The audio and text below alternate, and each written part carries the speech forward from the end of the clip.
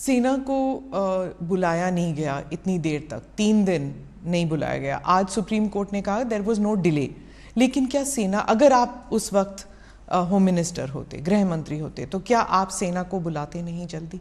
नहीं, जहाँ तक गुजरात सरकार का सवाल है, हमने कोई लेट लतीफ़ी नहीं करी थी। जिस दिन गुजरात बंद का ऐलान हुआ उसी दोपहर को हमने सेना को बुला लिया था। सेना को पहुंचने में थोड़ा समय लगता है। आप हमारा हिसाब मांगती है, मांगना भी चाहिए, मुझे जवाब भी देना चाहिए, परंतु मैं क्लियर कर दूं, जहां तक गुजरात सरकार का सवाल है, 1 दिन की भी देरी नहीं की है। रिकॉर्ड बहुत स्पष्ट है, कोर्ट ने भी इसको अप्रिशिएट किया है। परंतु दिल्ली में सेना का मुख्यालय है, दिल्ली में इतनी सेना है, जब इतने सारे सिख भाइयों बहनों को मार दिया, 3 दिन तक कुछ नहीं हुआ। कितनी एसआईटी बनी? हमारी सरकार आने के बाद एसआईटी बनी। कितनी अरेस्ट हुई? इतने सालों तक सिख नरसंहार में विपक्ष की सरकारें रही, कभी अरेस्ट नहीं हुई, और वो लोग हम पर आरोप लगा रहे हैं पार्शियलिटी के। आप और मोदी जी दोनों कहते हैं कि इट वाज अ टैक्टिक, या फिर कह दीजिए कंस्पिरेसी, कि गुजरात को एक बुरा नाम देने के लिए कि ये एक दंगाई प्रदेश है और बीजेपी जो है एक दंगाई पार्टी है, और गुजरात 2002 के बाद वो टैग लग गया। क्या आप मानते?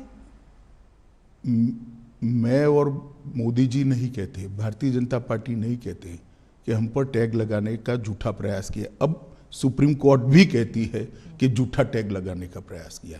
आप लोकतंत्र में संविधान को भी नहीं मानेंगे, सुप्रीम कोर्ट को भी नहीं मांगेंगे। पॉलिटिकल स्टेटमेंट सच्चे या सुप्रीम कोर्ट का सब एविडेंस एप्रिशिएट कर कर लिया गया फैसला सच्चा, ये देश की जनता ने तय करना पड़ेगा। आप जैसे पत्रकारों ने भी तय करना पड़ेगा।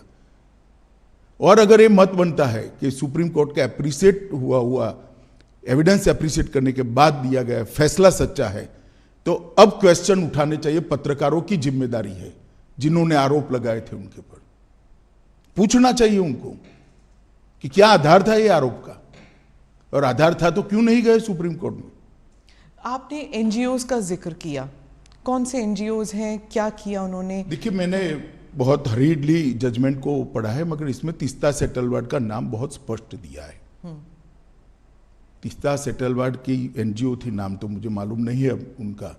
उन्होंने हर थाने में इस प्रकार की भारतीय जनता पार्टी के कार्यकर्ताओं को इन्वॉल्व करने वाली एप्लीकेशनें दे दी थी, और मीडिया का दबाव इतना था कि सभी एप्लीकेशनों को सच मानकर ट्रीट किया गया। मीडिया और एनजीओज का एक नेक्सस था, आप कह रहे हैं इन दोनों ने मिलकर 20 साल तक चलाया ये पूरा?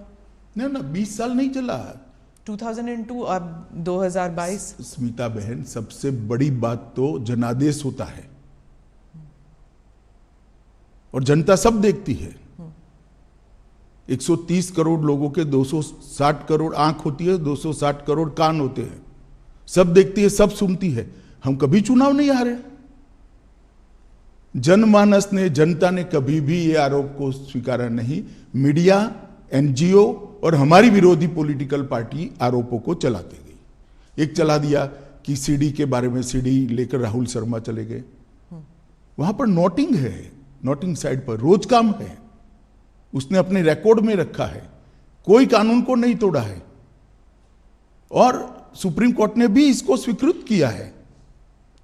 बहुत से लोगों का मानना है कि एसआईटी इन्फ्लुएंस हुई थी, बीजेपी का दबाव था एसआईटी के ऊपर। हालांकि सुप्रीम कोर्ट ने तो कुछ और ही कहा है अभी, लेकिन इतने साल तक जब इन्वेस्टिगेशंस चल रहे थे तो उस टाइम सालों साल डिले करते गए। तो इस देखिए, एसआईटी की रचना हमने नहीं करी थी, देश की सर्वोच्च अदालत ने करी थी। अफसर का चयन भी हमने नहीं करा था, देश की सर्वोच्च अदालत ने एनजीओ को सुनने के बाद करा था। और जो अफसर रखे गए थे वो भारतीय जनता पार्टी के रूल स्टेट से नहीं लिए गए थे, सेंट्रल गवर्नमेंट के लिए गए थे, और तब तक सेंट्रल गवर्नमेंट बदल चुकी थी, यूपीए की आ चुकी थी। तो एसआईटी इन्फ्लुएंस नहीं हुई थी? जरा भी इन्फ्लुएंस नहीं। और कोर्ट मॉनिटरिंग केस था, कैसे इन्फ्लुएंस होती? इतने महंगे महंगे लॉयर एनजीओ की ओर से अपीयर होते थे। जैसे जाकिया जाफरी कहती थी, जो आप महंगे लॉयर्स की बात कर रहे हैं, कि आपकी तरफ के जो लॉयर्स थे वो बहुत हेविली पेड थे, उनकी तरफ से नहीं थे। एसआईटी के लॉयर्स जो थे हमारी ओर से हमारे लॉ ऑफिसर ही थे और कोई नहीं था। हाँ, उनको बहुत पैसे, लॉ ऑफिसर को इतना पैसा नहीं मिलता है, आप जानती हो। इसके पेमेंट का एक सिस्टम होता है, इसका रेट शब्द प्रयोग ठीक नहीं है, मगर उनकी फीस तय होती है।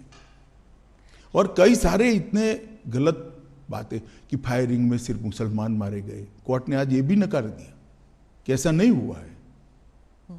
फायरिंग में मुसलमान नहीं मारे गए, लेकिन दंगों में तो मुसलमान मारे गए ना। देखिए स्मिता जी, एक बात आप समझ कर चलिए, जिस तरह से 60 लोगों को जिंदा जला दिया था, उसका समाज में आक्रोश था। और जब तक दंगे नहीं हुए तब तक किसी ने इसका क्रिटिसिज्म भी नहीं किया, accept Bharatiya Janata party. Congress party का एक भी स्टेटमेंट, पार्लियामेंट चल रही थी उस दिन, किसी ने दुख भी व्यक्त नहीं किया कि 60 लोगों को जिंदा जलाने की घटना का आप भर्त्सना भी नहीं करोगे, निंदा भी नहीं करोगे। इतनी बड़ी वोट बैंक पॉलिटिक्स होगी। आज सुप्रीम कोर्ट ने यह भी कह दिया कि जाकिया जाफरी किसी और के निर्देशन पर काम करती थी।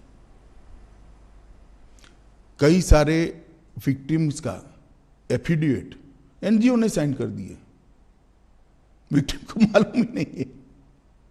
आपके हिसाब से किसने किया, क्यों किया जाकिया जाफरी के? सब जानते हैं ना कि तीस्ता सेतलवाड जी की एनजीओ ये सब कर रही थी, केवल और केवल।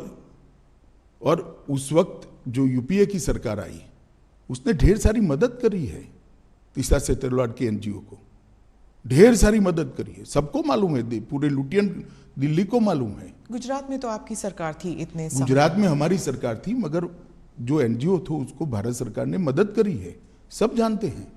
और केवल मोदी जी को टारगेट बनाकर ये सब किया गया, उनकी छवि को हानि पहुंचाने के लिए किया गया, उनको दंगों के केस में उनकी लिप्तता बनाने के लिए किया गया। मगर सत्य को कुछ नहीं होता है।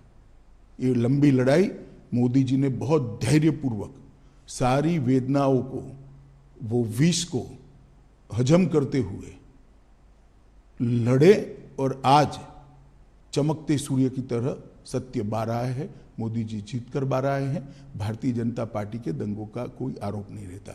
और मैं पूछना चाहता हूं, जो हम पर लगाते हैं, उनके शासन जहां जहां रहे हैं वहां दंगे नहीं हुए हैं क्या? उत्तर प्रदेश का वो इतिहास उठाकर देख लीजिए।